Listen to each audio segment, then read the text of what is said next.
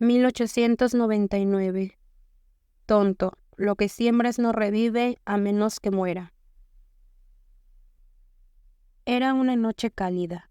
Las estrellas brillaban a través del espeso y suave aire del transversal del norte hacia la oscura tierra, donde una pequeña casa de barro y cañas de 2 habitaciones yacía entre las largas pendientes cubiertas de hierba. Una luz se filtraba por la pequeña ventana de la casa, a pesar de que ya había pasado la medianoche. Pronto, la mitad superior de la puerta se abrió y luego la inferior, y la alta figura de una mujer salió de la oscuridad. Cerró la puerta tras de sí y se dirigió hacia la parte trasera de la casa, donde se erguía una gran choza redonda. Junto a ella yacía un montón de troncos y ramas, visibles una vez que los ojos se acostumbraban a la oscuridad. La mujer se agachó y rompió ramitas hasta que tuvo el delantal lleno. Luego regresó lentamente y entró en la casa. La habitación a la que regresó era una habitación pequeña y despojada, con paredes de barro marrón y un suelo de barro. En el centro había una mesa de pino sin barnizar y unas pocas sillas de madera oscura, hechas en casa, con asientos de cuero sin curtir. Estaban distribuidas por las paredes.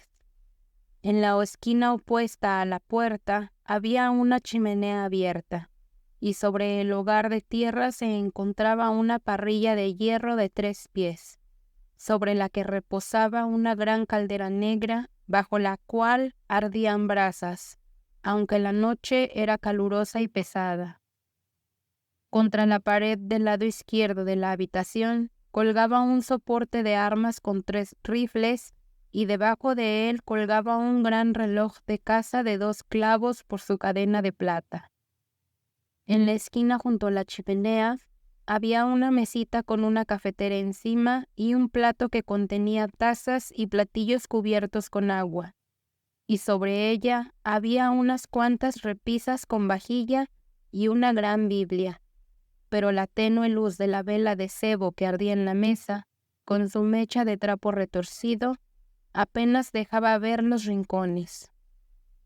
Junto a la mesa se sentaba una joven mujer, con la cabeza apoyada en sus brazos cruzados, la luz de la vela de sebo cayendo plenamente sobre su cabeza de pelo rubio muy claro, un poco desordenado y recogido detrás en un gran nudo.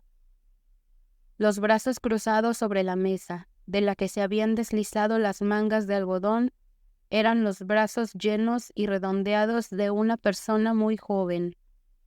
La mujer mayor, que acababa de entrar, se acercó a la chimenea y, arrodillándose frente a ella, sacó de su delantal las ramitas y palos que había recogido y los amontonó bajo el caldero hasta que surgió una llama que iluminó toda la habitación.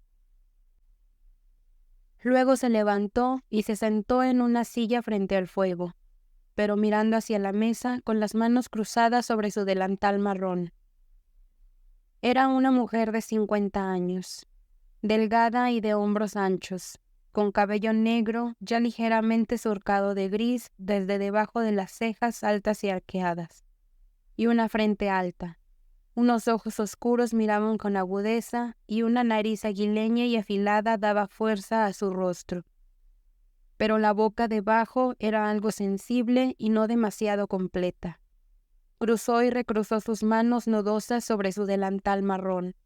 La mujer en la mesa gimió y movió la cabeza de un lado a otro. ¿Qué hora es?, preguntó. La mujer mayor cruzó la habitación hasta donde colgaba el reloj de casa en la pared. «Pasa 1/4 de la 1», dijo, y regresó a su asiento frente al fuego y se quedó observando la figura junto a la mesa, la luz del fuego bañando su fuerte y erguida figura y su perfil aguileño afilado. Casi 50 años antes, sus padres habían abandonado la colonia del Cabo y se habían embarcado en la larga travesía hacia el norte, y ella, una niña pequeña, los había acompañado. No tenía recuerdos de su casa colonial. Sus primeros recuerdos borrosos eran de viajar en una carreta de bueyes, de noches oscuras cuando se encendía un fuego al aire libre y la gente se sentaba alrededor en el suelo, y algunos rostros parecían destacarse más que otros en su memoria, que pensaba que debían ser los de su padre y su madre y de una abuela anciana. Recordaba estar despierta en la parte trasera de la carreta mientras se movía, y las estrellas brillaban sobre ella, y tenía un vago recuerdo de amplias llanuras con ciervos en ellas, que pensaba que debían de haber estado en el estado libre. Pero lo primero que surgió nítido y claro del pasado fue un día en el que ella y otro niño, un primo pequeño de su misma edad, jugaban entre los arbustos en la orilla de un arroyo. Recordaba cómo, de repente, al mirar a través de los arbustos, vieron a hombres negros saltar y subirse a la carreta de bueyes desatada bajo los árboles. Recordaba cómo gritaban y arrastraban a la gente y los apuñalaban. Recordaba cómo brotaba la sangre y cómo ellos, los dos niños pequeños entre los arbustos, se extendían boca abajo y no se movían ni respiraban, con ese extraño instinto de conservación que se encuentra en los jóvenes de los animales o de los hombres que crecen al aire libre. Recordaba cómo salía humo negro por la parte trasera de la carreta y luego lenguas rojas de fuego por la parte superior, e incluso que algunas ramas del árbol bajo el que estaba la carreta se incendiaron. Recordaba más tarde, cuando los hombres negros se habían ido y era de noche, que tenían mucha hambre y se arrastraron hacia donde había estado la carreta, y que buscaron en el suelo cualquier resto de comida que pudieran recoger, y que cuando no encontraron nada, lloraron. No recordaba nada claramente después de eso, hasta que unos hombres con barbas grandes y sombreros grandes, montados a caballo, se acercaron. Podría haber sido al día siguiente o al otro día. Recordaba cómo saltaron de sus caballos y los levantaron en brazos, y cómo lloraron, pero que ellos, los niños, no lloraron, solo pidieron comida.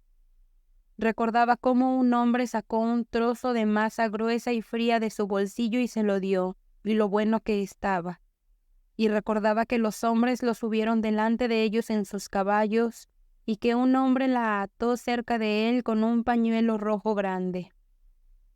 En los años que siguieron, aprendió a comprender que lo que recordaba con tanta claridad fue el gran y terrible día en que en Gwenen y en los alrededores cientos de mujeres y niños, jóvenes y ancianos cayeron ante los zulúes, y las lanzas de los valientes de Dignam bebieron sangre. Supo que ese día todos los de su casa y su linaje, desde la abuela hasta el bebé en brazos, cayeron, y que solo ella y el primo, que se habían escondido con ella entre los arbustos, quedaron de todos sus parientes en ese mundo del norte. También se enteró de que el hombre que la ató a él con el pañuelo rojo los llevó de vuelta a su carreta, y que él y su esposa los adoptaron y los criaron entre sus propios hijos.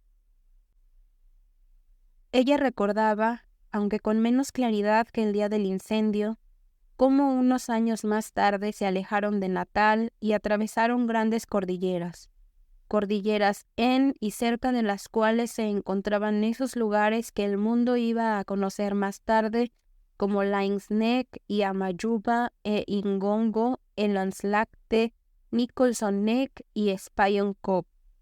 Recordaba cómo, finalmente, después de muchas errancias, se establecieron cerca del Watwider Rands, donde la caza era abundante y las fieras eran peligrosas, pero no había nativos y estaban lejos del dominio inglés. Allí, los dos niños crecieron entre los hijos de quienes los habían adoptado, y fueron tratados amablemente como si fueran propios. Sin embargo, era natural que estos dos del mismo nombre y sangre crecieran con una ternura peculiar el uno por el otro. Y así sucedió que cuando ambos tenían 18 años, pidieron el consentimiento de los ancianos, quienes lo otorgaron con alegría para casarse, Por un tiempo, la joven pareja vivió en la casa con los mayores, pero después de 3 años juntaron todos sus pocos bienes y en su carreta, con sus armas y municiones y algunas ovejas y vacas, se alejaron hacia el norte para fundar su propio hogar.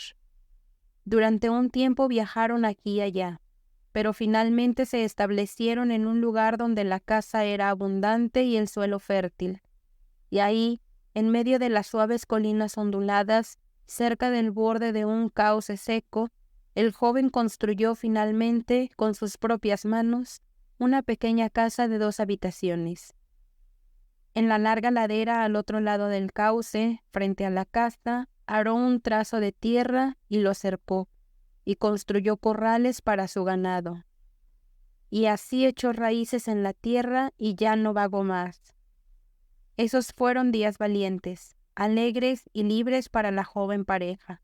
Vivían en gran medida de la caza que consiguías con su arma, antílopes y ñus que merodeaban incluso frente a la puerta por la noche, y de vez en cuando se mataba un león, uno no más lejos que la puerta de la choza redonda detrás de la casa, donde se guardaba la carne y la leche, y se mataron 2 en los corrales.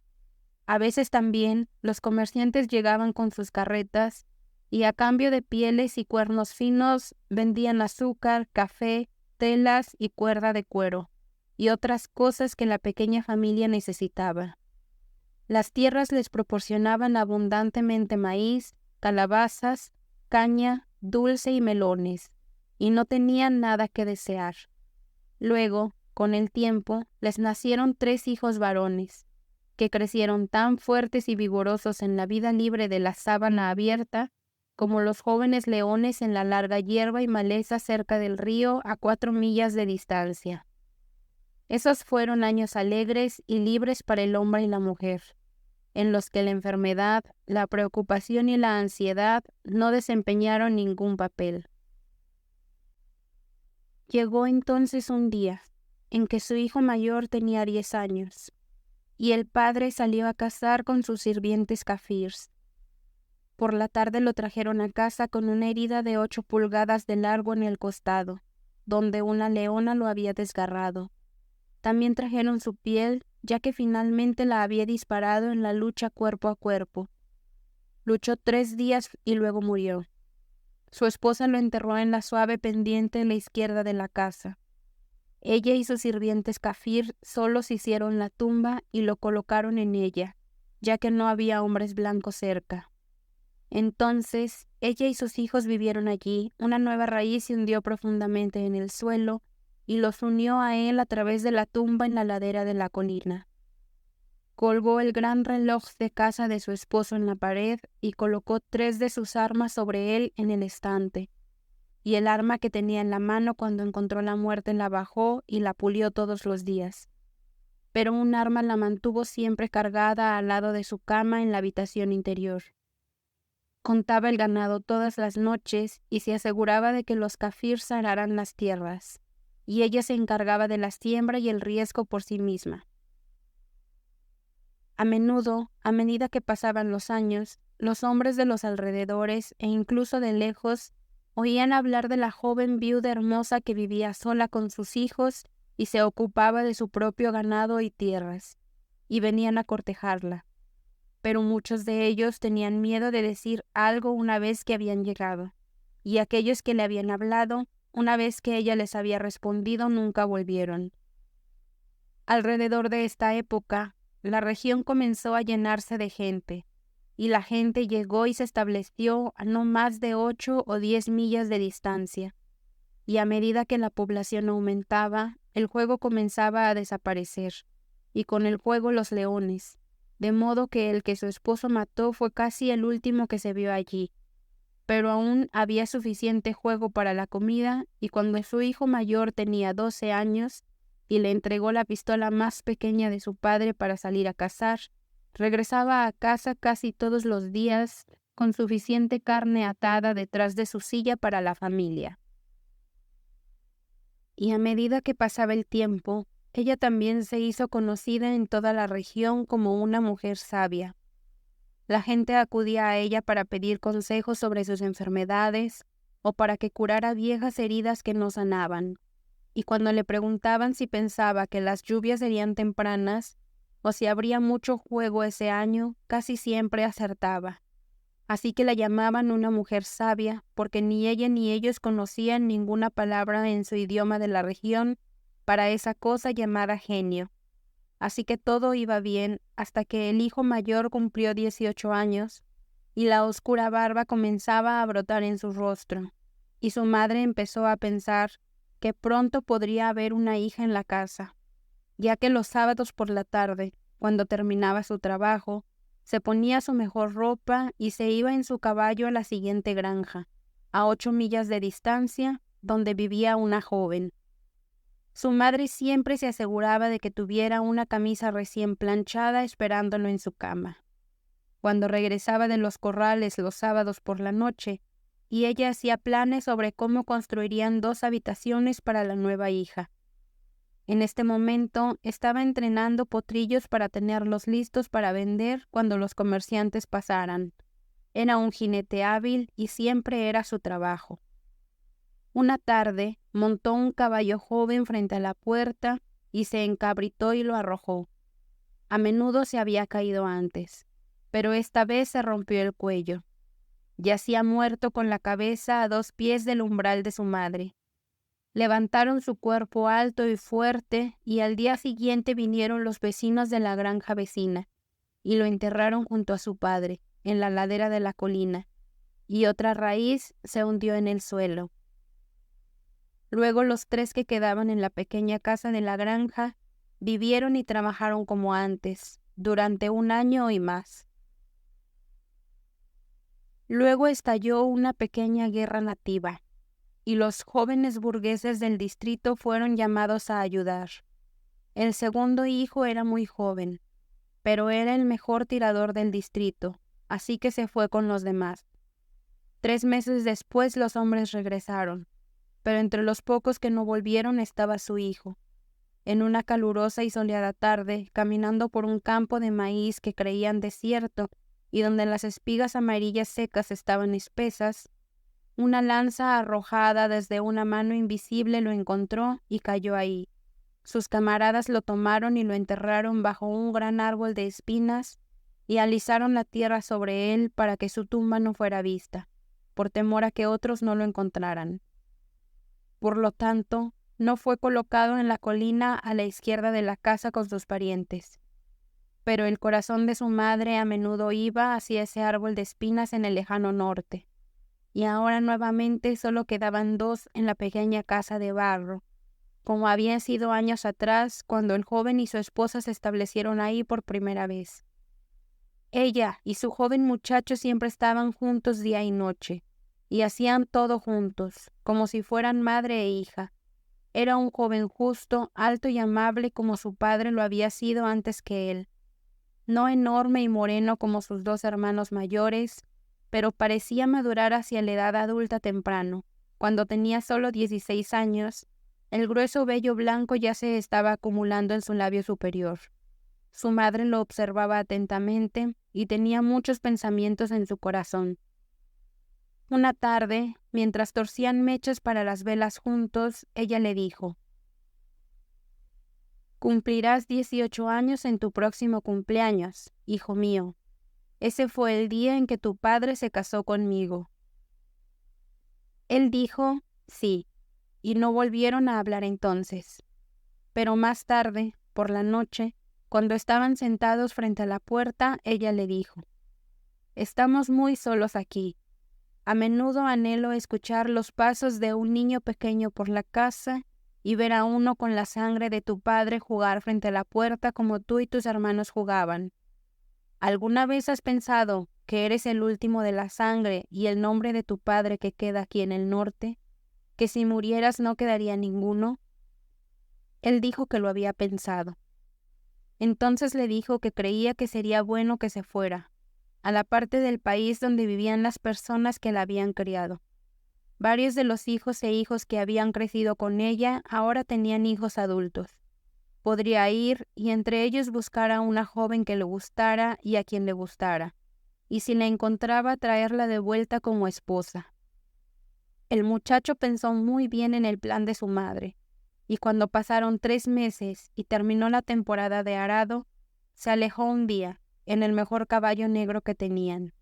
Su sirviente Kafir montado detrás de él en otro, y su madre se quedó en el hastial, observándolos alejarse. Durante 3 meses no supo nada de él, ya que en esos días no había trenes y las cartas llegaban raramente y por casualidad, y ni él ni ella sabían leer ni escribir. Una tarde se paró en el extremo del hastial, como siempre lo hacía cuando terminaba su trabajo, mirando hacia el camino que llegaba desde la cima, y vio una gran carreta de campaña que venía por él, y su hijo caminando junto a ella. Se acercó para conocerlo.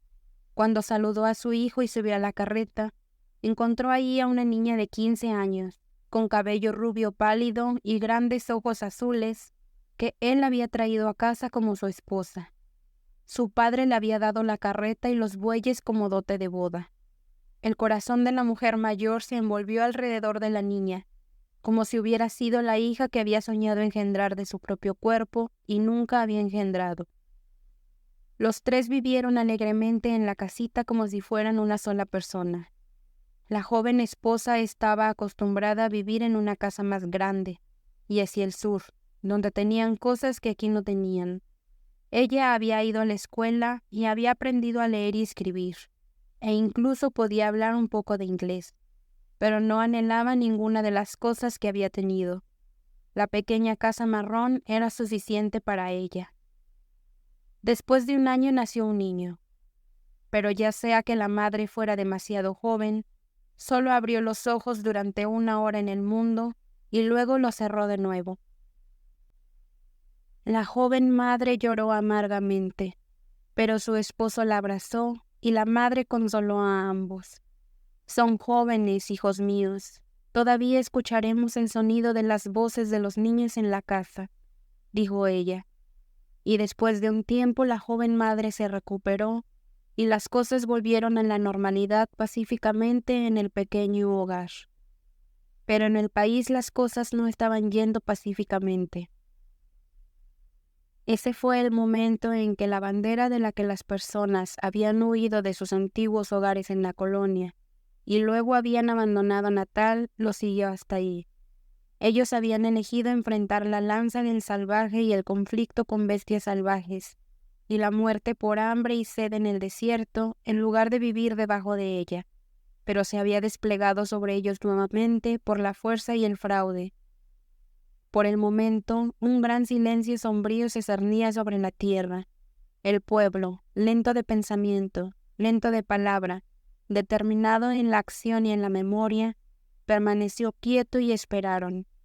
Era como el silencio que reposa sobre la tierra antes de que estalle una tormenta en el interior del país. Luego vinieron las palabras. Ni siquiera nos han dado el gobierno libre que prometieron. Luego vinieron los actos. La gente se levantó. Incluso en ese remoto lugar, los hombres empezaron a montar sus caballos y con sus armas a partir para ayudar. En la pequeña casa de barro, la joven esposa lloró mucho cuando él dijo que él también se iba. Pero cuando su madre lo ayudó a empacar sus alforjas, ella también ayudó. Y el día en que los hombres de la siguiente granja se fueron, él también cabalgó con su arma a su lado. No llegaron noticias directas del que habían enviado lejos a las mujeres que esperaban en la casa de la granja. Luego llegaron rápidos informes de las victorias de Ingongo y Amajuba. Luego llegó una tarde después de que él hubiera estado ausente 2 meses. Ambas habían ido al extremo del hastial para mirar por el camino, como lo hacían continuamente en medio de su trabajo, y acababan de entrar a tomar su café de la tarde, cuando la criada Kafir corrió a decir que venía alguien por el camino que se parecía a su amo. Las mujeres corrieron afuera. Era el caballo blanco en el que él había cabalgado, pero casi dudaban de si era él. Cabalgaba encorvado en su silla, con el mentón en el pecho y el brazo colgando a su lado. Al principio pensaron que había sido herido, pero cuando lo ayudaron a bajar de su caballo y lo llevaron a la casa, descubrieron que solo tenía una fiebre mortal. Había vuelto a casa arrastrándose en pequeñas etapas. Apenas le quedaba ánimo para contarles de Ingongo, Lynx Neck y Amajuba. Durante 14 días se empeoró y al 15º día murió, y las 2 mujeres lo enterraron donde yacían los demás de su parentela en la ladera de la colina. Y así sucedió que en esa cálida noche estrellada, las 2 mujeres estaban solas en la pequeña casa de barro, con la quietud del veld a su alrededor. Incluso sus sirvientes kafir dormían en sus chozas más allá de los corrales, y hasta las ovejas yacían silenciosas a la luz de las estrellas. Las 2 estaban solas en la pequeña casa, pero sabían que antes de la mañana no estarían solas. Estaban esperando la llegada del hijo del hombre fallecido. La joven, con la cabeza apoyada en la mesa, gimió. «Si tan solo mi esposo estuviera aquí todavía», lamentó. La anciana se levantó y se puso junto a ella, pasando su mano dura y gastada por el trabajo suavemente sobre su hombro, como si fuera una niña pequeña. Finalmente la convenció de ir a acostarse en la habitación interior. Cuando ella se calmó y pareció caer en un sueño ligero, la anciana regresó a la sala del frente. Eran casi las 2 en punto y el fuego se había apagado bajo la gran caldera. Raspó los carbones juntos y salió por la puerta principal para buscar más leña y cerró la puerta tras de sí. El aire de la noche golpeó fresco y refrescante en su rostro después del aire cargado de la casa.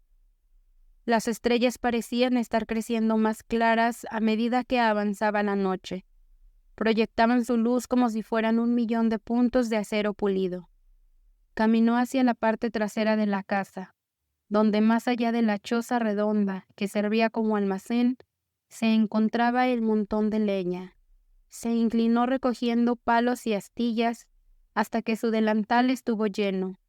Luego, lentamente se enderezó y se quedó quieta. Miró hacia arriba. Era una noche maravillosa.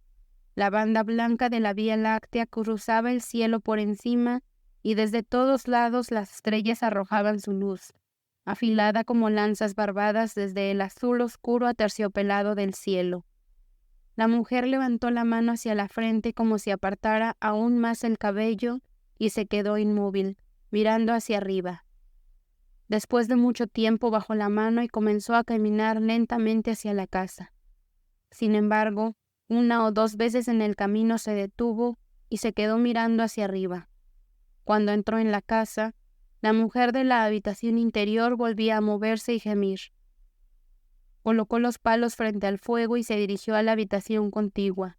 Se inclinó sobre la cama donde yacía la mujer más joven y puso la mano sobre ella. «Hija mía», dijo lentamente, «sé consolada. Me sucedió algo maravilloso. Mientras estaba afuera a la luz de las estrellas, fue como si una voz descendiera y me hablara. El niño que nacerá de ti esta noche será un niño varón y vivirá para hacer grandes cosas por su tierra y por su pueblo». Antes de la mañana se escuchó el sonido de un pequeño llanto en la casita de barro. Y nació el niño que haría grandes cosas por su tierra y por su pueblo. Pasaron 6 años y todo estaba como había estado en la casita entre las laderas. Solo se había arado y agregado una nueva parcela de tierra de terreno frente a la casa, de modo que la tierra arada ahora casi llegaba a la cresta. La joven madre se había vuelto más robusta y había perdido su color rosado y blanco. Se había convertido en una mujer trabajadora, pero aún lucía el gran moño de cabello rubio detrás de la cabeza y los grandes ojos asombrados. Tuvo muchos pretendientes en esos 6 años, pero los rechazó a todos. Decía que la anciana cuidaba de la granja tan bien como cualquier hombre podría hacerlo, y que su hijo crecería pronto. El cabello de la abuela estaba un poco más rayado de gris, pero era tan espeso como siempre, y sus hombros tan rectos. Solo se le habían caído algunos de sus dientes frontales, lo que hacía que sus labios se cerraran más suavemente. El gran cambio era que dondequiera que fueran las mujeres, el niño de cabello rubio caminaba a su lado agarrándose a sus faldas o agarrándoles las manos. Los vecinos decían que estaban arruinando al niño. Le dejaban crecer el cabello largo, como el de una niña, porque era rizado, y nunca le dejaban usar belis como otros niños, sino siempre botas de tienda, y su madre se quedaba despierta por la noche para planchar sus delantales, como si el día siguiente siempre fuera domingo. Pero a las mujeres no les importaba lo que se decía.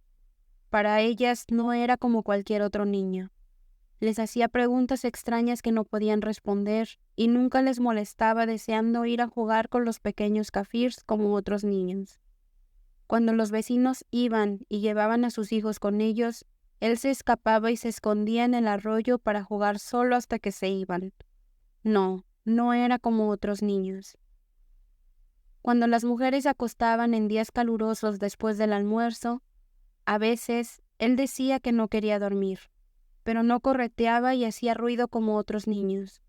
Se sentaba afuera a la sombra de la casa, en el escalón de la puerta de entrada, completamente quieto, con sus manitas descansando sobre sus rodillas, y miraba lejos los campos arados en la pendiente, o las sombras más cercanas. Las mujeres abrirían la ventana del dormitorio y asomarían para mirarlo mientras estaba sentado ahí. El niño amaba a su madre y la seguía alrededor de la casa de la leche y a los corrales, pero amaba más a su abuela. Ella le contaba historias. Cuando ella iba a los campos para ver cómo los kafirs estaban arando, él corría a su lado agarrándole el vestido. Cuando habían recorrido un corto camino, tiraba suavemente de él y decía: «Abuela, cuéntame cosas». Y mucho antes de que amaneciera, cuando todavía estaba oscuro, a menudo se arrastraba de la cama donde dormía con su madre, hacia la cama de su abuela de la esquina. Él la abrazaba por el cuello y le acariciaba la cara hasta que se despertara, y luego le susurraba suavemente: «Cuéntame historias», y ella se las contaría en voz baja para no despertar a la madre, hasta que el gallo cantaba, y era hora de levantarse y encender la vela y el fuego.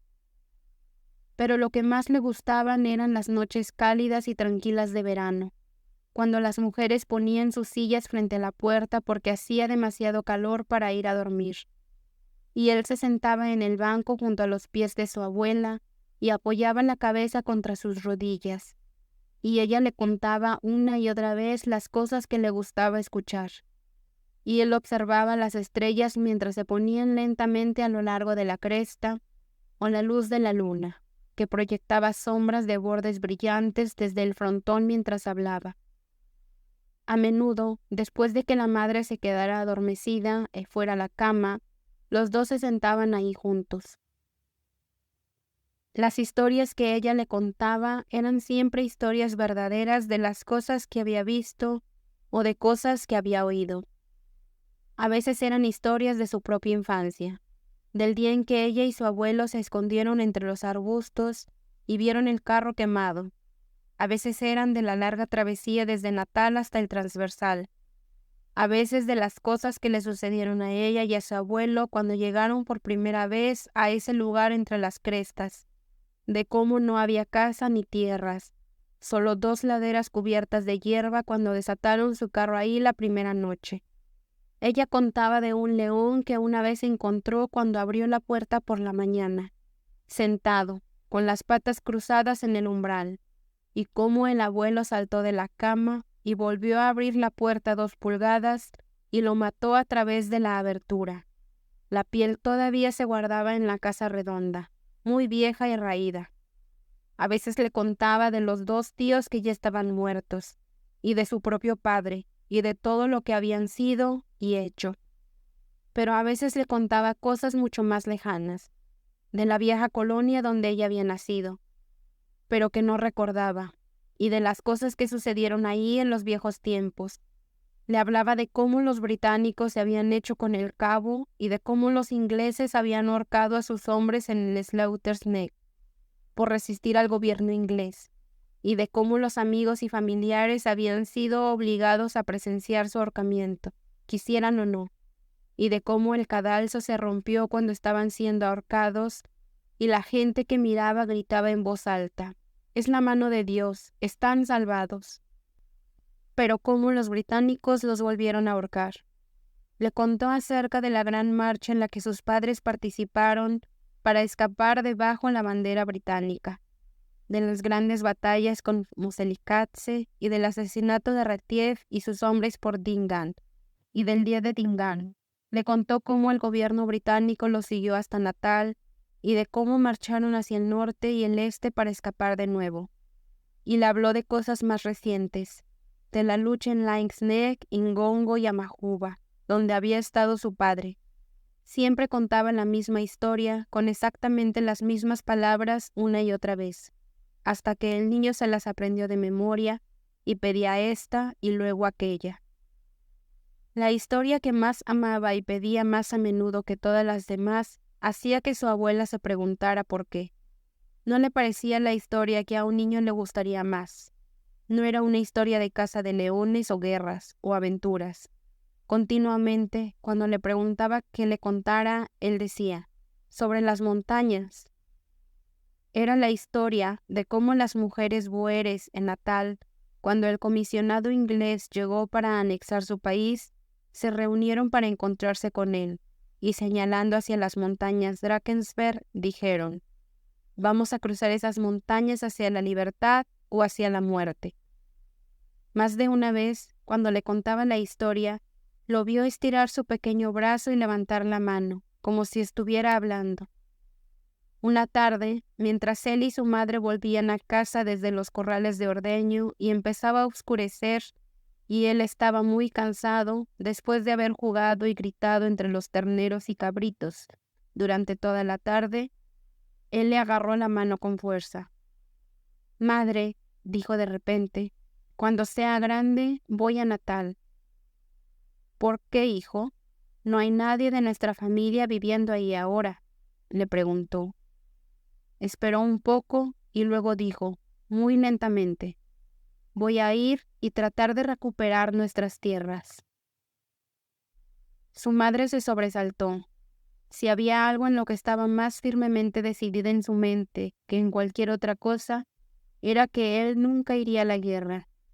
Empezó a hablar rápidamente de la vieja vaca blanca que había volcado el cubo mientras la ordeñaban, y cuando llegaron a la casa ni siquiera mencionó a la abuela lo sucedido. Parecía mejor olvidarlo. Una noche en la temporada de lluvias, cuando estaba húmedo y frío, estaban sentados alrededor de la gran chimenea en la sala de adelante. Afuera llovía a cántaros, y se podía escuchar el agua corriendo en el gran zanjón seco delante de la puerta. Para entretenerlo, su abuela había tostado algunos maíces secos en la gran olla negra y los había espolvoreado con azúcar, y ahora él se sentaba en el banco a sus pies con un gran trozo de la pegajosa golosina en la mano, observando el fuego. Su abuela, desde arriba, también lo estaba observando, y su madre, en su silla de codo al otro lado del fuego, tenía los ojos medio cerrados y ya estaba asintiendo con el calor de la habitación y su larga jornada de trabajo. El niño se sentó tan tranquilo, con la mano con el trozo de golosina reposando en la rodilla, que su abuela pensó que también se había quedado dormido. De repente, dijo sin levantar la vista: «¿Abuela?». «Sí», respondió. Esperó un rato bastante largo y luego dijo lentamente: «Abuela, ¿Dios también hizo a los ingleses?». Ella también esperó un rato. Luego dijo: «Sí, hijo, Él hizo todas las cosas». Estuvieron en silencio de nuevo y no se oía ningún sonido excepto el de la lluvia cayendo, y el fuego crepitando y el zanjón corriendo afuera. Entonces él recostó la cabeza hacia atrás sobre la rodilla de su abuela y mirándola a los ojos dijo: «Pero abuela, ¿por qué los hizo a ellos?». Entonces ella también guardó silencio durante mucho tiempo. «Hijo mío», dijo finalmente, «no podemos juzgar los caminos del Todopoderoso. Él hace lo que le parece bueno a sus propios ojos». El niño se sentó y miró de nuevo al fuego. Lentamente golpeó su rodilla con el trozo de golosina 1 o 2 veces. Luego empezó a masticarla. Y pronto la madre se despertó de golpe y dijo que ya era hora de que todos se fueran a la cama. A la mañana siguiente, su abuela estaba sentada en el escalón de la puerta delantera, cortando frijoles en una vasinilla de hierro. Él se sentó a su lado en el escalón fingiendo cortar también, con un cuchillo corto y roto. De repente dejó de hacerlo y apoyó las manos en las rodillas, mirando hacia el seto más allá, con la frente fruncida entre los ojos. «Abuela», dijo de repente, con una voz pequeña y casi aguda. «¿Quieren los ingleses todas las tierras de todas las personas?» El mango del cuchillo de su abuela, al cortar, chocó contra el costado de hierro de la vasinilla. «Todo lo que puedan obtener, cariño», respondió. Después de un rato hizo un pequeño movimiento casi como un suspiro, y volvió a tomar su pequeño cuchillo y siguió cortando. Un tiempo después, cuando pasó un comerciante, su abuela le compró un libro de ortografía y una pizarra con lápices, y su madre empezó a enseñarle a leer y escribir. Después de un año sabía todo lo que ella sabía.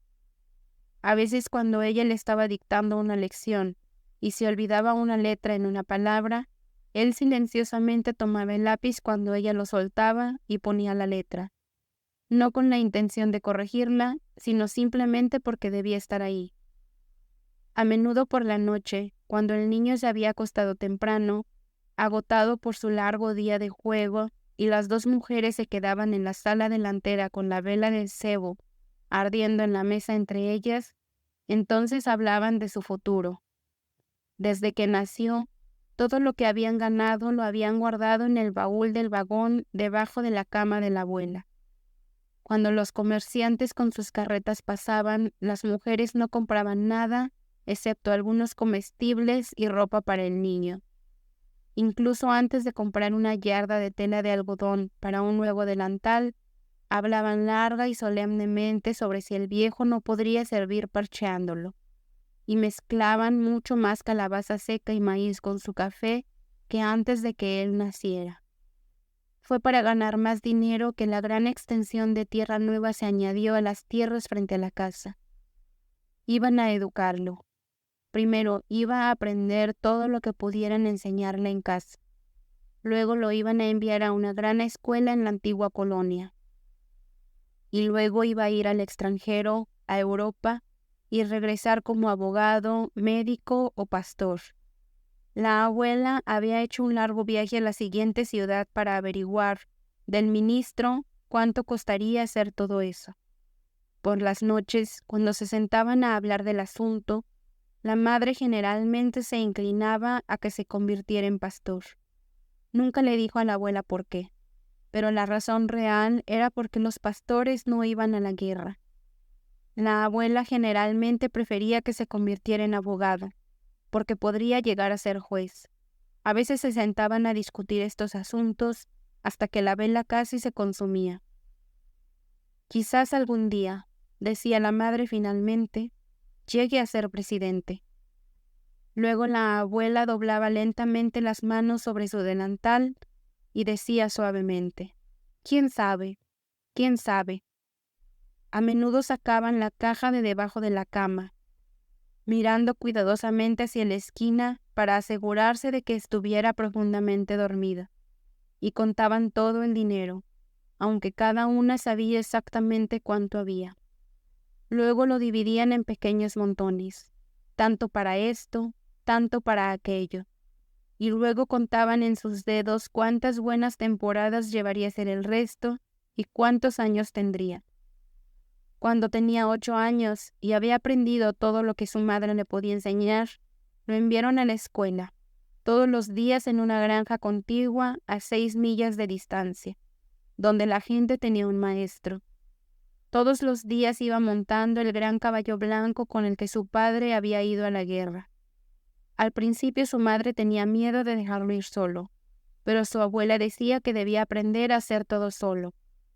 A las 4 en punto, cuando regresaba, una de las mujeres siempre estaba mirando para ver la pequeña figura en el alto caballo que venía sobre la cresta. Cuando tenía 11 años, le dieron la pistola más pequeña de su padre, y un día, poco después, regresó con su primer ciervo pequeño. Su madre preparó la piel y la ató con rojo y la colocó como una estera debajo de la mesa. E incluso los cuernos no los tiró y los guardó en la casa redonda, porque era el primero. Cuando tenía 14 años, el maestro dijo que ya no podía enseñarle más, que debía ir a alguna escuela más grande donde enseñaran latín y otras materias difíciles. Aún no tenían suficiente dinero y él no era lo suficientemente mayor como para ir a la antigua colonia. Así que lo enviaron primero al High Bell, donde vivían los parientes de su madre y donde había buenas escuelas, donde enseñaban las cosas difíciles. Él podría vivir con los parientes de su madre y regresar una vez al año para las vacaciones. Eran tiempos estupendos cuando él venía. Su madre le hacía pastelitos y cosas deliciosas todos los días, y solía sentarse en el estofado a los pies de ella y dejarla jugar con su cabello como cuando era muy pequeña. Con su abuela él hablaba, trataba de explicarle todo lo que estaba aprendiendo y le leía los periódicos en inglés, traduciéndolos. Ella no sabía leer ni en inglés ni en neerlandés. Sobre todo, le gustaba su atlas. A veces se sentaba sobre él durante media hora por la noche, rastreando los diferentes países y hablando de ellos. En las noches cálidas todavía se sentaba afuera en el estof a los pies de ella, con la cabeza apoyada en su rodilla, y solían discutir cosas que estaban sucediendo en otros lugares y en Sudáfrica, y a veces se sentaban ahí completamente quietos, juntos. Ahora él era quien tenía más historias que contar. Había visto Krugersdorp, Johannesburgo y Pretoria. Conocía el mundo. Estaba en Krugersdorp cuando el doctor Jameson realizó su incursión.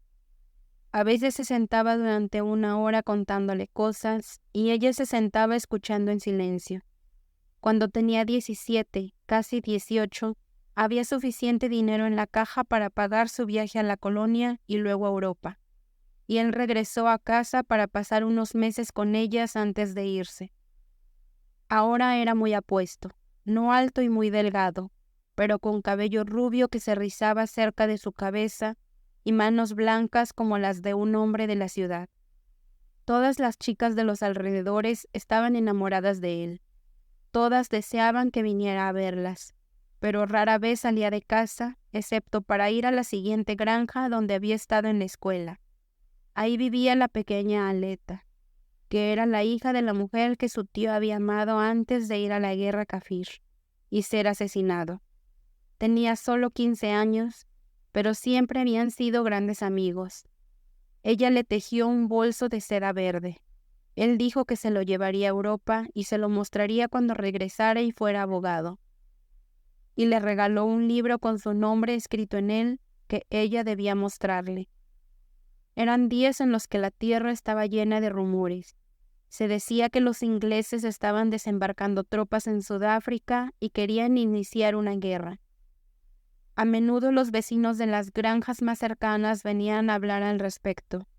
Había más granjas ahora, el país se estaba llenando y la estación de tren más cercana estaba a solo un día de viaje. Y discutían los asuntos. Algunos decían que pensaban que habría guerra. Otros se reían y decían que sería solo Jameson y su bandera blanca de nuevo. Pero la abuela negaba con la cabeza, y si le preguntaban, decía, no será la guerra de una semana ni de un mes. Si viene, será la guerra de años.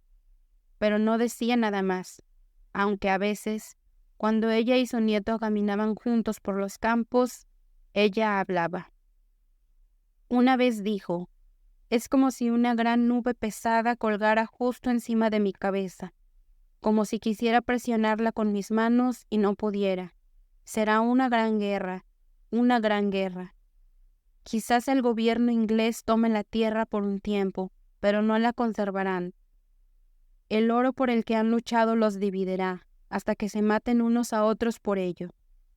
Otro día dijo: esta tierra será una gran tierra algún día, con un solo pueblo desde el mar hasta el norte, pero no viviremos para verlo. Él le dijo a ella: ¿pero cómo puede ser eso, cuando todos somos de razas diferentes? Ella dijo: la tierra nos unirá. ¿Acaso no eran nuestros padres de más de una raza? Otro día, cuando estaban sentados a la mesa después de cenar, señaló una hoja de papel de ejercicios, en la que él había estado resolviendo un problema y que estaba cubierta de símbolos algebraicos, y dijo: dentro de 15 años, el gobierno de Inglaterra no tendrá ni un pedazo de tierra en toda Sudáfrica, tan grande como esa hoja de papel.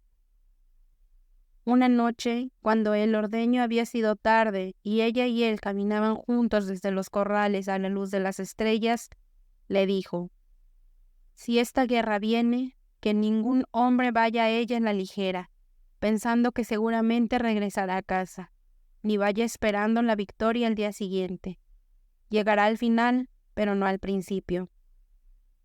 A veces, dijo, despierto por la noche, y es como si toda la casa estuviera llena de humo, y tengo que levantarme y salir afuera para respirar. Es como si viera toda mi tierra ennegrecida y desolada, pero cuando miro hacia arriba, es como si una voz me gritara: no tengas miedo. Estaban preparando sus cosas para que se fuera después de Navidad.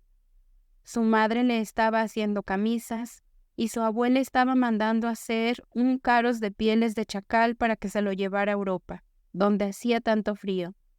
Pero su madre notó que cada vez que la abuela estaba en la habitación con él, y él no la miraba, sus ojos siempre estaban fijos en él, como si estuvieran cuestionando algo.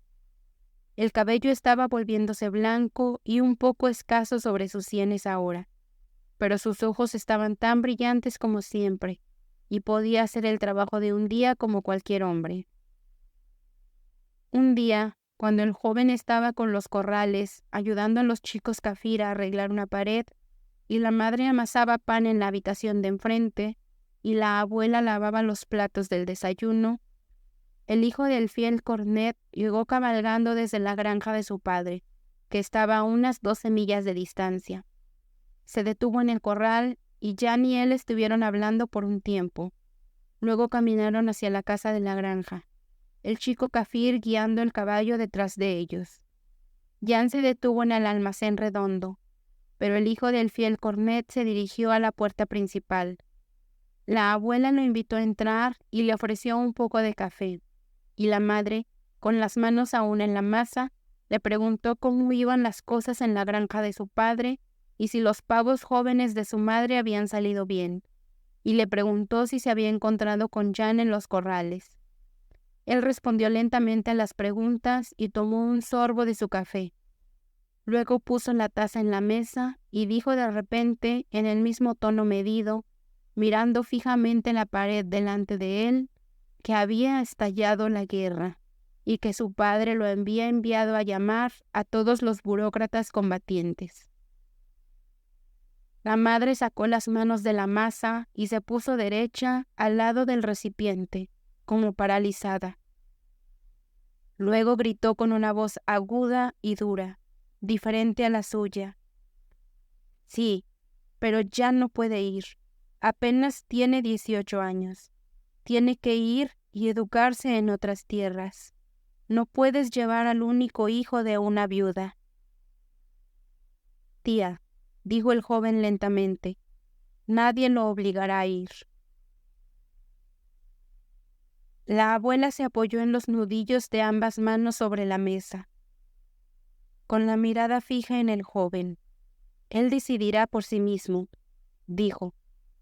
La madre se limpió las manos de la masa y pasó corriendo junto a ellos y salió por la puerta. La abuela la siguió lentamente.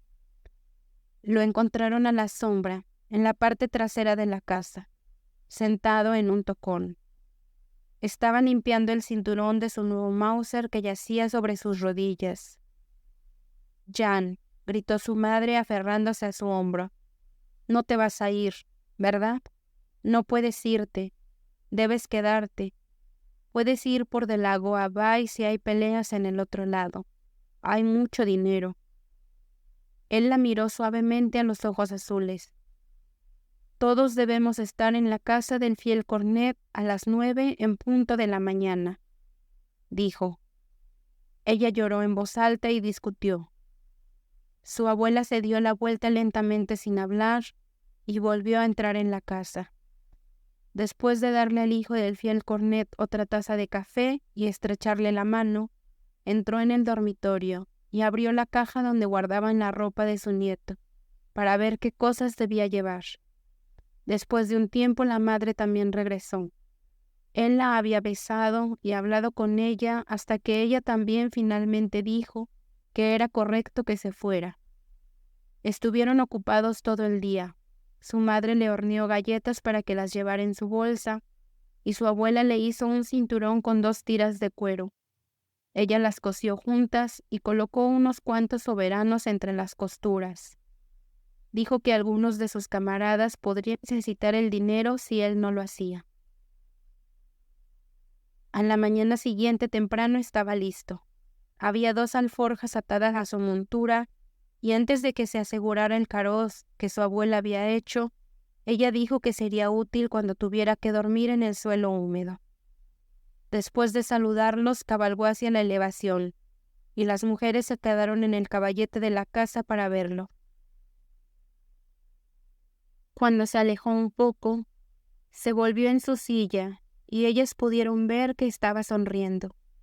Se quitó el sombrero y lo agitó en el aire. El sol de la mañana temprano hacía que su cabello fuera tan amarillo como las borlas que cuelgan de las cabezas de los maíces que maduran. Su madre cubrió su rostro con los 2 lados de su capi y lloró en voz alta, pero la abuela se cubrió los ojos con ambas manos y se quedó mirándolo hasta que la figura desapareció de la vista sobre la cresta. Y cuando se fue y la madre regresó a la casa llorando, ella todavía estaba mirando la línea contra el cielo. Las 2 mujeres estuvieron muy calladas durante los siguientes días. Trabajaron duro y casi no hablaron. Después de 8 días llegó una larga carta de él. Ahora había correo una vez a la semana, desde la estación hasta la casa del fiel Cornet. Dijo que estaba bien y con muy buen ánimo. Había estado en Krugersdorp y Johannesburgo y Pretoria. Toda la familia que vivía ahí estaba bien y les enviaba saludos. Se había unido a un cuerpo que salía hacia el frente el día siguiente. También envió un largo mensaje a Aleta, pidiéndoles que le dijeran que lo sentía mucho irse sin despedirse, y le dijo a su madre lo buenas que estaban las galletas y el biltong que había puesto en su alforja, y le envió un pedazo de cinta Bierfleur en la carta, para que lo usara en el pecho. Las mujeres hablaron mucho durante 1 o 2 días después de recibir esta carta. 8 días después, llegó una breve nota de él, escrita a lápiz en el tren en camino al frente. Dijo que todo iba bien y que si no escribía pronto no debían preocuparse. Escribiría tan a menudo como pudiera. Durante algunos días, las mujeres también discutieron esa nota. Luego pasaron 2 semanas sin carta y las 2 mujeres se volvieron muy silenciosas. Todos los días enviaban al chico Kafir a la casa del fiel Cornet, incluso en los días en que no había correo, para saber si había alguna noticia. Muchos rumores volaban por los alrededores. Algunos decían que un tren blindado inglés había sido capturado en la frontera occidental, que había habido combates en Albertina y en Natal, pero nada parecía estar completamente confirmado. Otra semana pasó. Luego las 2 mujeres se volvieron muy calladas. La abuela, al ver que su nuera dejaba la comida sin tocar en su plato, decía que no había motivo para preocuparse. Los hombres en el frente no siempre podían encontrar papel y lápices para escribir, y podrían estar lejos de cualquier oficina de correos. Sin embargo, noche tras noche, ella misma se levantaba de la cama, diciendo que sentía la casa cerrada y salía a caminar afuera. Luego, un día, de repente todos sus sirvientes los dejaron, excepto un kafir y su esposa, a quienes habían tenido durante años.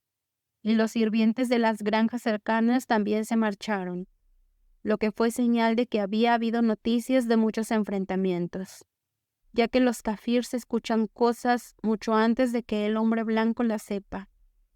3 días después, mientras las mujeres estaban quitando las cosas del desayuno, el hijo menor del fiel Cornet, que solo tenía 15 años y no había ido a la guerra con los demás, llegó montando. Ató su caballo al poste y se acercó a la puerta. La madre se adelantó a recibirlo y estrechó su mano en el marco de la puerta. Supongo que has venido por la semilla de zanahoria que le prometí a tu madre. No pude enviarla, ya que nuestros sirvientes huyeron, dijo mientras le estrechaba la mano. ¿Hay alguna carta de Jan ahí?, preguntó ella, y el chico dijo que no había ninguna carta de él, y estrechó la mano de la abuela. Se quedó de pie junto a la mesa en lugar de sentarse. La madre se volvió hacia la chimenea para tomar carbones y ponerlos debajo de la cafetera para volver a calentarlo. Pero la abuela se inclinó hacia adelante con los ojos fijos en él desde el otro lado de la mesa. Él buscó incómodamente en el bolsillo de su pecho. ¿No hay noticias?, dijo la madre sin mirar, mientras se inclinaba sobre el fuego. Sí, hay noticias, tía, respondió él. Ella se levantó rápidamente y se volvió hacia él, dejando el brasero en la mesa. Él sacó una carta de su bolsillo del pecho. Tía, mi padre dijo que debía traerte esto. Venía dentro de una carta para él y le pidieron que mandara a uno de nosotros con esto. La madre tomó la carta, la sostuvo examinando la dirección. Me parece la letra de Paul, el hijo de la hermana Annie, dijo. Tal vez haya noticias de Jan en ella. Se volvió hacia ellos con una sonrisa medio nerviosa. ¿Siempre fueron tan amigos? Todo es como Dios quiere, tía, dijo el joven mirando fijamente el extremo de su látigo de montar. Pero la abuela se inclinó hacia adelante, inmóvil, observando a su nuera mientras abría la carta. Comenzó a leer para sí misma, moviendo lentamente los labios mientras descifraba palabra por palabra. Entonces un grito agudo resonó a través del techo de la pequeña casa de barro. Está muerto, mi hijo está muerto. Ella arrojó la carta sobre la mesa y salió corriendo por la puerta principal. Mucho más allá de los tranquilos campos arados y sobre el campo donde se encontraban los corrales, el grito resonó. La mujer kafir que estaba sentada fuera de su choza, más allá de los corrales, amamantando a su bebé, lo oyó y bajó con su hijo sobre su cadera para ver qué pasaba.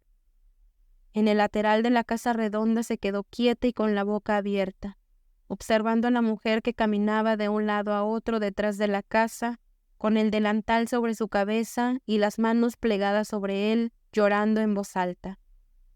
En la habitación principal, la abuela, que no había hablado desde que él llegó, tomó la carta y se la entregó al joven. «Lee», susurró, y lentamente el muchacho lo deletreó. Querida tía, espero que esta carta te encuentre bien. El comandante me ha pedido que la escriba. Tuvimos una gran pelea hace 4 días y Jan está muerto. El comandante dice que debo contarte cómo sucedió. Tía, éramos 5 al principio en una posición en esa colina, pero 2 murieron y luego solo quedamos 3. Jan, yo y el friki del tío Peter. Tía, los caquis estaban llegando desde todos lados, como langostas, y las balas caían como granizo. Estábamos desprotegidos en ese lado de la colina donde estábamos, pero teníamos muchas municiones.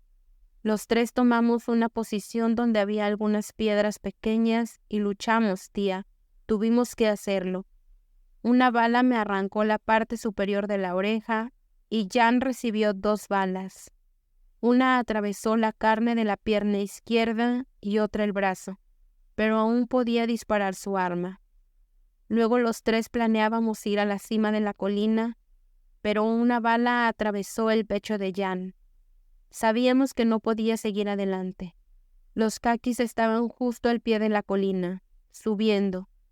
Nos dijo que lo acostáramos, tía. Le dijimos que no nos quedaríamos con él, pero dijo que debíamos irnos. Puse mi chaqueta debajo de su cabeza y Friki la puso sobre sus pies. Tiramos su arma lejos de él para que vieran cómo estaba. Dijo que no sentía mucho dolor, tía. Estaba lleno de sangre por su brazo, pero no había mucha sangre de su pecho, solo un poco de las comisuras de su boca. Dijo que debíamos apurarnos o los caquis nos atraparían, que no le temía a quedarse ahí. Tía, cuando llegamos a la cima, estaba todo lleno de caquis como el mar en el otro lado, todos entre las colinas y también en nuestra colina. Estábamos rodeados, tía. Lo último que vi de Friki estaba sentado en una piedra con la sangre corriéndole por la cara, pero se escondió bajo una roca y algunos de nuestros hombres lo encontraron a la mañana siguiente y lo llevaron al campamento. Tía, había un caballo caqui parado justo debajo de donde yo estaba, sin nadie en él. Salté y cabalgué. Las balas iban de un lado a otro, pero cabalgué. Tía, los caquis estaban a veces tan cerca de mí como ese poste de la tienda. Solo la gracia de Dios me salvó. Era de noche cuando volví a donde estaban nuestras personas, porque tuve que rodear todas las colinas para alejarme de los caquis. Tía, al día siguiente fuimos a buscarlo. Lo encontramos donde lo dejamos, pero estaba volteado boca abajo. Le habían quitado todas sus cosas, su cinturón y su reloj y la pañoleta de su sombrero, incluso sus botas. Encontramos la pequeña bolsa de seda verde que solía llevar en el suelo junto a él, pero no había nada en ella. Te la enviaré de vuelta en cuanto tenga la oportunidad. Tía, cuando lo volvimos boca arriba, había 4 puñaladas de bayoneta en su cuerpo. El médico dice que solo fueron las primeras 3 mientras estaba vivo. La última fue a través de su corazón y lo mató al instante. Le dimos un entierro cristiano, tía. Lo llevamos al campamento. El comandante estaba allí y toda la familia que está con el comando estaba ahí, y todos dijeron que esperaban que Dios te consolara.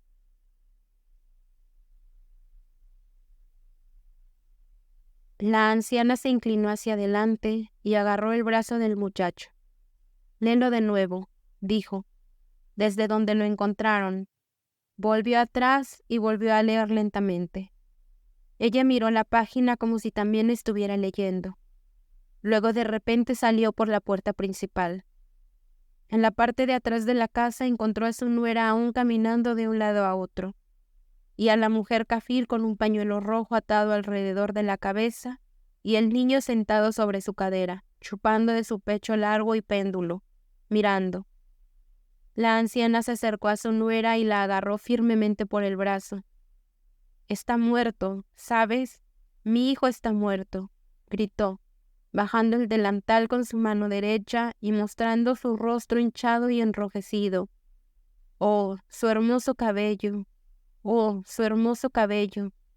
La anciana apretó su brazo con ambas manos. La más joven abrió sus ojos entrecerrados y miró fijamente a los ojos agudos y claros fijos en los suyos y se detuvo. La anciana acercó su rostro más al suyo. «¿No ves? ¿No sabes lo que ha sucedido?», habló lentamente, su lengua golpeando su encía frontal, la mandíbula volviéndose rígidamente como parcialmente paralizada. Ella soltó su mano izquierda y levantó los dedos curvos y desgastados por el trabajo ante la cara de su nuera. «¿No se me dijo, la noche en que nació, aquí, en este lugar, que haría grandes cosas por su tierra y su gente?» Se inclinó hacia adelante hasta que sus labios casi tocaron los de la otra. 3 heridas de bala y 4 puñaladas con bayoneta. Levantó su mano izquierda en alto.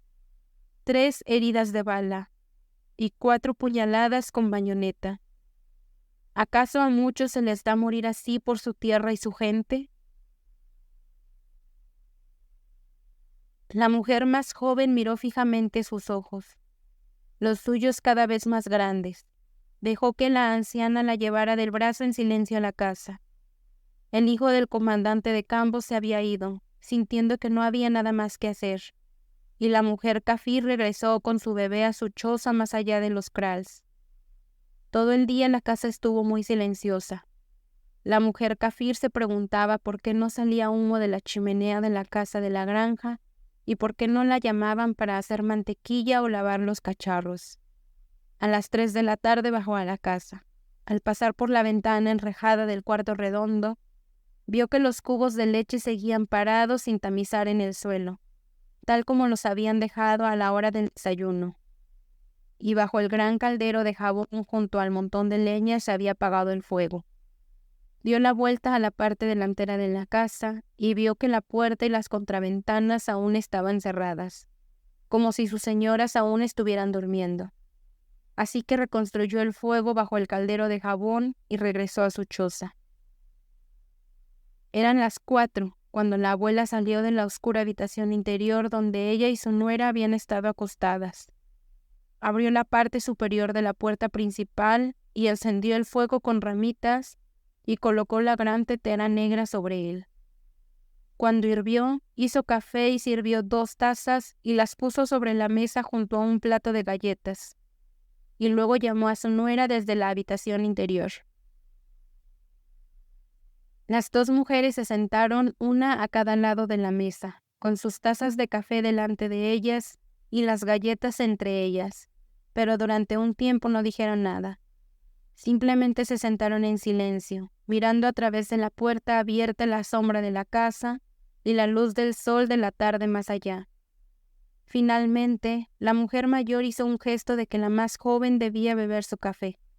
Tomó un poco y luego, cruzando los brazos sobre la mesa, apoyó la cabeza en ellos y se quedó quieta como si estuviera dormida. La mujer mayor desmenuzó una galleta en su propia taza y la revolvió una y otra vez. Luego, sin probarla, se quedó mirando hacia afuera, hacia el resplandor de la tarde, hasta que se enfrió junto a ella. Eran las 5 y el calor estaba desapareciendo rápidamente. El glorioso color dorado de la tarde tardía se extendía sobre todo cuando se levantó de su silla. Se dirigió hacia la puerta y tomó de detrás de ella 2 grandes bolsas blancas de calicó que colgaban ahí, y de clavos en la pared tomó 2 grandes gorras de algodón marrón. Caminó alrededor de la mesa y posó suavemente la mano sobre el brazo de su nuera. La mujer más joven levantó lentamente la cabeza y miró hacia arriba, hacia el rostro de su suegra, y luego, de repente, supo que su suegra era una mujer muy anciana. La carita arrugada que la miraba era apenas más grande que la de un niño. Los párpados estaban medio cerrados y los labios se movían en las comisuras y los huesos se marcaban a través de la piel en las sienes. «Voy a salir a sembrar. Mañana estará demasiado seco. ¿Vendrás conmigo?», dijo suavemente. La mujer más joven hizo un movimiento con la mano, como si dijera, «¿De qué sirve?», y la dejó caer de nuevo sobre la mesa. «Esto puede durar mucho tiempo. Nuestros burgueses deben tener comida», dijo la anciana suavemente. La mujer más joven la miró a los ojos. Luego se levantó lentamente y tomando una de las gorras marrones de su mano, se la puso y colgó una de las bolsas sobre su brazo izquierdo. La anciana hizo lo mismo y juntas pasaron por la puerta. Cuando la mujer mayor bajaba, la más joven la sostuvo y evitó que se cayera. «Toma mi brazo, madre», dijo. Pero la anciana encogió los hombros. «Solo tropecé un poco», dijo rápidamente. «Ese escalón siempre ha sido demasiado alto». Pero antes de llegar al tablón sobre el slot, los hombros se habían vuelto a encorvar y el cuello se había inclinado hacia adelante. La tierra en los campos era negra y suave, yacía en largos surcos, como si hubiera sido arada una semana antes. Pero la lluvia de la última noche la había ablandado y humedecido, lista para sembrar la semilla. Las bolsas que las mujeres llevaban en los brazos estaban llenas de semillas de calabaza y maíz. Comenzaron a caminar por los campos, manteniéndose paralelas a la baja cerca de arbustos secos que corrían a lo largo del lado del slot, casi hasta la cima de la cresta. Cada poco se detenían y se agachaban para presionar en la tierra. Ahora una y luego la otra clase de semillas de sus bolsas. Lentamente caminaron hacia arriba y hacia abajo, hasta que alcanzaron la cima de la tierra, casi en la línea del horizonte. Luego se dieron la vuelta y caminaron hacia abajo, sembrando a medida que avanzaban. Cuando llegaron al fondo del terreno, frente a la casa de la granja, casi era el atardecer y sus bolsas estaban casi vacías, pero se volvieron a subir una vez más. La luz del sol poniente proyectaba largas y esqueléticas sombras de sus figuras a través del terreno arado, sobre la baja cerca y el slot, hacia el yermo desnudo más allá. Sombras que se alargaban cada vez más a medida que avanzaba lentamente en la tarde. Las semillas estaban destinadas a yacer en la tierra húmeda y oscura y pudrirse ahí aparentemente para morir, hasta que su cubierta exterior se partiera y cayera de ellas. Y luego, cuando las lluvias hubieran caído y el sol hubiera brillado, volverían a emerger sobre la tierra y alto en el aire claro levantarían sus plumas plumosas y colgarían sus hojas puntiagudas y borlas de seda, para cubrir el suelo con un manto de verde y oro a través del cual temblaba la luz del sol, sobre el que los insectos se colgaban por miles, llevando polen amarillo en sus patas y alas y haciendo que el aire estuviera vivo con su zumbido y agitación, mientras el grano y la fruta maduraban seguramente, para la cosecha de la próxima temporada. Cuando se puso el sol, las dos mujeres con sus bolsas vacías se dieron la vuelta y caminaron en silencio de regreso a la granja en la oscuridad. 1901. Cerca de uno de los campamentos en el norte de Transvaal hay dos tumbas de mujeres. La mayor murió primero, el 23 del mes, por hambre y necesidad. La mujer más joven la cuidó con un cuidado y devoción incesantes hasta el final. Una semana después, cuando el superintendente británico pasó a inspeccionar las tiendas, la encontraron tendida en su manta en el piso de barro muerta, con las raciones de pan y carne que había recibido 4 días antes sin tocar en una caja junto a ella. Nadie pudo decir si murió de enfermedad o por incapacidad para comer la comida. Algunos que la habían visto dijeron que apenas parecía importarle vivir después de la muerte de la anciana. Las enterraron una al lado de la otra. No hay piedra ni nombre en ninguna de las tumbas que indique quién yace ahí. Nuestro desconocido, nuestro sin nombre, nuestros muertos olvidados. En el año 1994. Si buscas la pequeña casa de campo entre los montículos, no la encontrarás ahí hoy. Los soldados ingleses la quemaron. Solo puedes ver dónde estaba la casa de campo una vez, porque el estramonio y las malas hierbas crecen altas y muy fuertes. Ahí, y donde estaban los campos arados, solo puedes decir, porque el veld nunca crece de la misma manera en la tierra que una vez ha sido arada. Solo un parche marrón entre la hierba alta en la cresta muestra dónde estaban las kraals y las chozas. En una casa de campo en el norte de Inglaterra, el propietario tiene en su pared un viejo mosquete de pedernal. Lo baja para mostrarles a sus amigos. Es algo pequeño que recogió en la guerra en Sudáfrica, dice. Debe tener al menos 80 años y es muy valioso. Muestra cómo está construido de manera curiosa. Dice que debe haber sido mantenido en un estado de reparación perfecto mediante un pulido continuo, ya que el acero brilla como si fuera plata. No cuenta que lo tomó de la pared de la pequeña casa de barro antes de quemarla. Era el arma del abuelo, que las mujeres habían mantenido pulida en la pared. En un salón de Londres, el descendiente de una larga línea de antepasados nobles entretiene a sus invitados. Es una habitación hermosa y todo lo que el dinero puede comprar para hacer la vida suave y hermosa está ahí. En la alfombra hay un pequeño estof de madera oscura. Cuando uno de sus invitados lo nota, dice que es una pequeña curiosidad que su hijo le trajo de Sudáfrica cuando estuvo en la guerra, y que amable fue de su parte pensar en ella cuando estaba lejos en el país. Y cuando le preguntan qué es, ella dice que es algo que las mujeres Boer usan como reposapiés y para mantener los pies calientes, y muestra el agujero en el costado donde ponen el carbón y los pequeños agujeros en la parte superior por donde sale el calor. Y la otra mujer extiende el pie y lo apoya en el stuff solo para probar cómo se siente y dice lentamente: «Qué gracioso. Es el stuff de la abuela, en el que solía sentarse la niña». El cofre del vagón fue encontrado y abierto justo antes de que se prendiera fuego al techo de paja, por 3 soldados rasos, y se repartieron el dinero entre ellos. Uno gastó su parte en bebida, a otro se lo robaron, pero el tercero lo envió a su casa en Inglaterra a una chica en el East End de Londres.